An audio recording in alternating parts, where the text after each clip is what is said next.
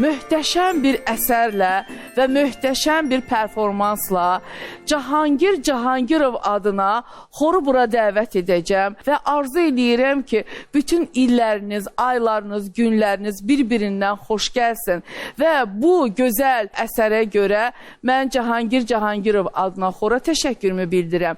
Eyni zamanda xorun bədii rəhbəri, direktoru, çox sevdiyim əməkdar müəllim Təranə xanım Yusifovaya bu əməyinə görə bütün tamaşaçılar adından çox-çox təşəkkürümü bildirirəm. Onun zəhmətinin, əziyyətinin qarşısında deməyə söz tapmıram. Gecə-gündüz həyatını bu sənətə, bu xora həsr eləyib. Var olsun, yaşasın Təranə Yusifova kimi müəllimlər və incəsənət xadimləri. Buyursun xorumuz, köhnə yeni iliniz mübarək olsun, xoşbəxt olun.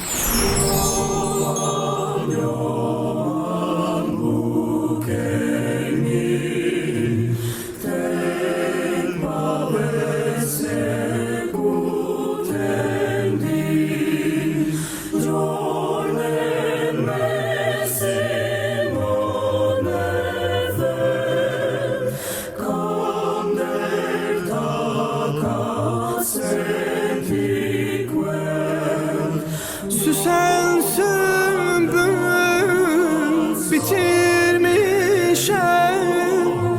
ben yarımı itirmişem. Ömrü başa yetirmişem,